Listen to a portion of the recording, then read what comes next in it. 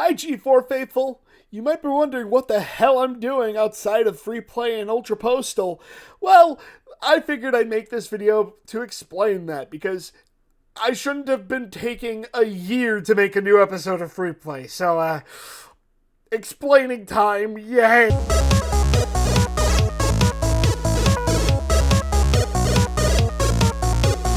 Now, I'm just going to get the Metaglyph side of things out of the way, starting with Patreon. Regarding the restructuring of price with our Patreon, we're lowering things. We realize the economy is shit. Don't worry, we're all feeling the squeeze right about now. So to make up for the loss of morale and the fact that our world is currently on fire, we're lowering prices to right around the same prices as our friends at IOX. Just give me a second. Psst. Yo, Alan. You think I could copy off your Patreon homework? Copy our tier names, and I swear to God, I will fucking cut your balls off. Got it. I fear you, but I respect you. Why are you whispering? Look, just follow the fucking bit, okay? So it's the same stuff like on IOX. For $2, you can just support what we're doing. You still get credit at the end, don't worry. But it basically helps keep the lights on. If you spend $5 a month, you get some stuff like behind the scenes, early access content. But if you pay $10 a month, you get the whole kit and caboodle. You get everything from every other tier, plus exclusive content that we can't show on YouTube, plus the ability to be credited as an executive producer at the end credits of our shows. We have a few examples of exclusive content, like for example in Lights Camera Anarchy, we have a few bits that we can't show on YouTube. And we intend to do stuff like this for NetSurf, for Free Play, especially for Ultra Postal, because I've learned the hard way with other channels that there are things you can post on YouTube and things that you can't post on YouTube. Because if you do even remotely one wrong thing, Neil Mohan's gonna pop a blood vessel. I'm already on thin ice with him, so by the time this video comes out, Patreon prices will have already changed. Current subscribers will get those new prices and will hopefully save some extra money. I hope that this move will make more people interested in subscribing to Metaglyph, because anything helps, really. We still have two more announcements regarding Metaglyph, and the big one is mostly we're going to be shutting down the Metaglyph Discord around March because of Discord's attempt at mass surveillance, protecting the kids with ID verification. I know that they pushed us back to later this year, but still, it is a massive privacy evasion. And at the same time, who's really in there being active? You know what? Let's go look at it now! No one's posted in fucking months! So yeah, we'll probably be deleting it as soon as this video comes out. No one's been active there, so what's the point? The last one is not necessarily an announcement, it's more of like a consideration. This won't be affecting the YouTube channels because, my god, if I started prioritizing one channel over the other, YouTube's gonna bend me over sideways and do unspeakable things to me. What the fuck am I on about? But this has something to do with the fact that we have 3 different Blue Sky accounts, one for G4EVER, one for H5, and one for NetSurf for some reason. That's a little hard to manage as a one-man operation. So I'm heavily considering merging all of the accounts into a Metaglyph Studios account. So that way I can just use one Blue Sky to post for G4EVER and H5 while keeping it clean. Because right now, the way it's set up, sure, you have accounts dedicated to the networks, but it's still kind of a mess, and I would prefer just having it all set in one place so that I don't have to go switching accounts frequently. I know this sounds like a stupid pet peeve, but also at the same time it bothers me because logging out of one account always raises the risk of potentially being logged out and forgetting the password. Trust me, I've almost lost access to H5's account this way. But I'm also going to leave it as a community opinion thing, so that way the audience has some kind of input on this. Should I merge all of the channels into one Blue Sky account, or should I just keep it as is? I don't know. Let me know. Ah, fuck! I forgot to talk about one more thing. You're probably going to end up seeing this a lot more often in both G4EVER and H5 videos, depending on the content, depending on like the criteria, because right now AI content is out of control. It is unmoderatable on YouTube. Is that even a word? It's unmanageable, and it's all over the fucking place. So we want to make sure to our viewers that they can rest easy knowing that this stuff was made 100% by man and not by machine. We also plan on putting this logo on merchandise like DVDs if we come around to making them. Don't get your hopes up though. With all of the Metaglyph news out of the way, we can finally go to G4EVER related news, starting with free play. While looking through some documents, I found a few episodes that I had already completed and a few episodes I intended to write. I have a fully completed script for the Switch 2 and Mario Kart World review, which also contains a bunch of other things related to the Switch 2 launch. And also, I believe, a completed review of Scott Pilgrim vs. the World, the game, remastered. That's quite a mouthful. I think I also had one for Sega Smash Pack, but I could be wrong.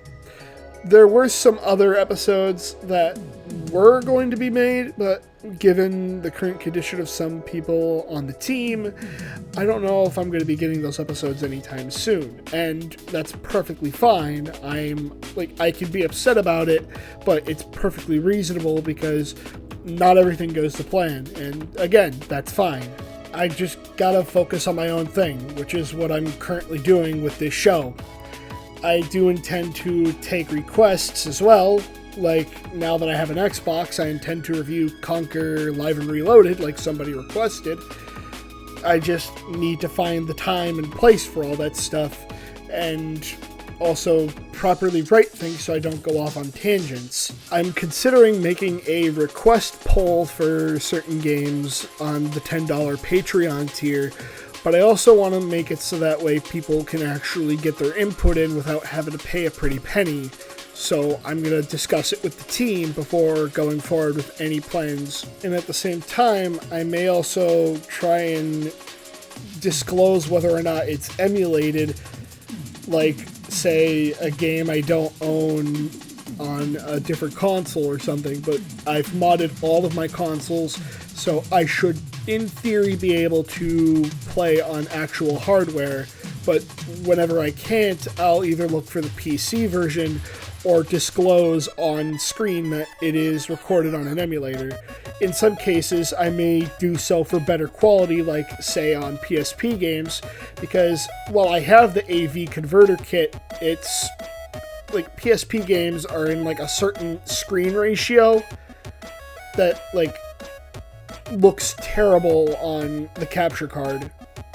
That I can't control. Or for, say, Game Boy Advance games, I know I could use my modded GameCube with the Game Boy player or the Game Boy interface, but I still have yet to learn all of that stuff with the flippy drive, so I may use emulators for Game Boy Advance games at the start, but once I figure things out for the GameCube, I will probably just switch to the interface. Also, as soon as the G4EVER website gets revamped, because I do have plans to rebuild the website, I just need help learning how to build it all like how it is over on iOx, so that way it's a little more streamlined and stuff.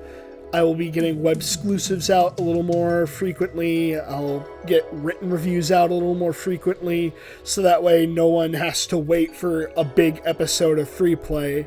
Because the Xbox Live Arcade video is already pretty big enough. Like, I can tell you this right now, but during taping of, like, all the games, like, all the playthroughs of games for the Xbox Live Arcade episode, I was, like, drifting in and out of sleep around, like, the last few minutes of it. So, like, some moments of, like, Smash TV or Zuma, I'm, like, slowly dazing off, and then, like, I die, and I'm like, oh, shit. And that just goes to show the effort I put into the videos. Like, I've pushed sleep off to, like, the side, and I'm currently paying the price for that. Insomnia's a bitch. Don't do what I do, kids. But, yeah, rest assured, I'm trying to do what I can to improve the quality of the show. That includes writing, filming things a little more better, filming my own footage instead of just grabbing what I can from YouTube or an emulator. And also, like, just general improvements. Alongside that, we're still working on a new intro, so do expect a new opening sometime in the future, just not now. While I'm also at it, I just want to say I'm going to try as well to stay committed to the deal I had with 4GTV and let them air the episode first before releasing it on G4EVER, but Patreon members will still get the episodes before either or happens. So, yeah, there's that. I guess that's all I really have for free play, so the next thing we have to talk about is...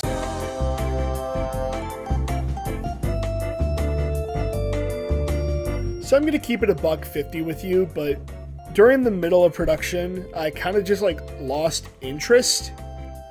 But I'm going to keep going with Paradise Lost despite how broken it may be.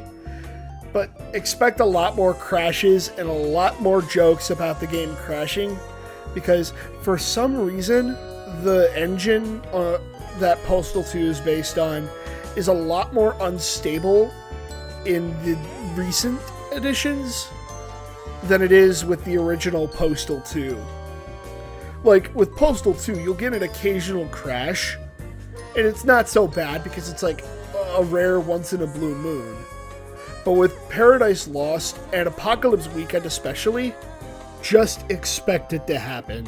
Expect it like it's a normal thing. I hope that with Postal 2 Redux that they eventually get all the DLC and stuff added to it. I know that means I'm going to have to redo Apocalypse Weekend, and that's going to be a whole load of bullshit. But it's better than having to deal with constant crashes, and what do I know? Maybe they'll fix a lot of the issues I've had with the game. I know for a fact that Apocalypse Weekend won't be redone in the way that they would have hoped, so I'm kind of kicking myself in the ass for that one. And I have heard requests for it. I am not doing Postal 2 VR, not because I don't want to, but because I don't have the infrastructure for it. You see, like, when I do taping for the Round Table or Vibe Chat in VR, I'm, like, hanging on barely by threads. My network is awful through AT&T, and so with that and Steam Link, it's just bound for disaster. And I refuse to buy anything on the MetaQuest. I'm not giving my money to Facebook. Fuck all of that. It was already a mistake buying the headset, but also simply, I just do not have the infrastructure for it. I've also considered doing Ultra Postal Brain Damaged, but I keep getting stuck at the arena part of, like, future me here. Turns out I was actually talking about the second episode of Postal Brain Damage, Soulless Asylum. So, until I get better at boomer shooters, don't expect that. I have also been made aware that Running with Scissors is returning to their horror roots with Flesh and Wire. I may consider that, but for now, I just have to wait and see what happens with the game. Because for all I know, it could be like Postal 4, where they keep pushing it off and it's barely finished. Like, Postal 4 still feels like an unfinished product to me, no matter what updates they do. Even with the public beta having the co-op and shit, it still feels unpolished. But thankfully, looking through the game, Postal 4 actually has an enhanced mode, so I guess maybe I'll do Ultra Postal 4 when I'm done with Paradise Lost. But for now, I'm going to focus on Paradise Lost because it's got to get done, and I need to stop pushing it off. Anyways, next topic. A lot of these projects I genuinely don't know what to do with. A lot of them involve a bigger team, which is, yet again, why I'm saying subscribe to Metaglyph so that I can start paying people to actually work on these things so we have more content to upload directly to you.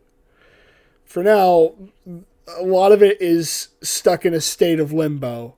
I know for a fact I'm going to try and get the DXP episode of Free Play out sometime soon. It all just comes down to timing, effort, and whether or not I'm able to pay people to get things going. So yeah, these are in an effective state of limbo till further notice. It sucks, but shit happens.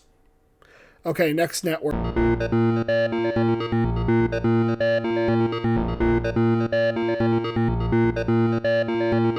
going to try and make this as fast as possible because we're already at the 15-minute mark. I can't believe I've yapped for that long talking about the future of both of these networks. Anyways, Flash Round. The Roundtable's getting brand new episodes on the way soon. It all comes down to whether or not we have episode ideas or not, and often not, we just scramble for ideas before we get ready for taping. So we make the bullshit and then we go along with it. Lights, Camera, Anarchy will still be getting footage filmed, even though we have plenty. It doesn't hurt to make more because we intend to have 10 episodes for the first season. And if those episodes do well, I'm not promising anything. We may consider making like a limited edition DVD set of 2 discs on like Etsy or something. It all comes down to Yuki, who I've essentially dumped the problem to. That problem being distribution and printing. That's his problem now, not mine. But yeah, no promises yet. I can't guarantee there will be DVDs because as well, I'm thinking about like the legal liability we'd be posing by making DVDs and selling them, because there are some for-profit policies involving some of the stuff we use.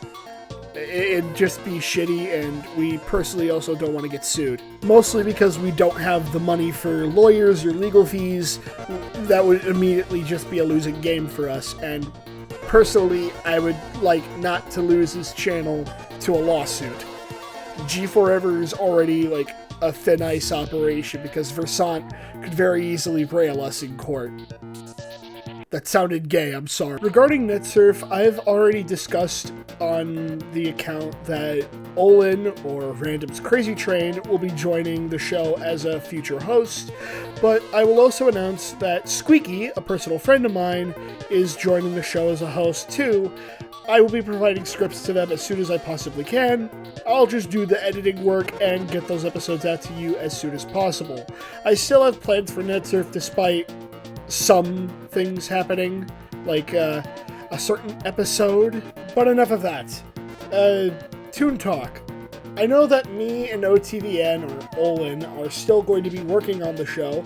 I have a pilot somewhat ready, but the problem is, when I uploaded the test version, which the footage is still missing, lots of editing still needs to be done, it keeps getting blocked around the world, but whenever I try to refute the claim from Warner France, it just gets ignored, and so within like 30 days, the claim is just gone.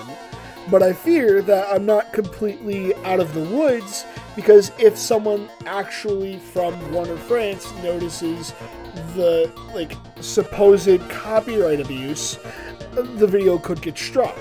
The whole video is basically talking about how Daft Punk got one of their first animated films aired like halfway early on Cartoon Network via Toonami. I figured that would have been a great topic for the start of a series, because it's been one of my personal favorite films and has stuck with me as a Daft Punk fan.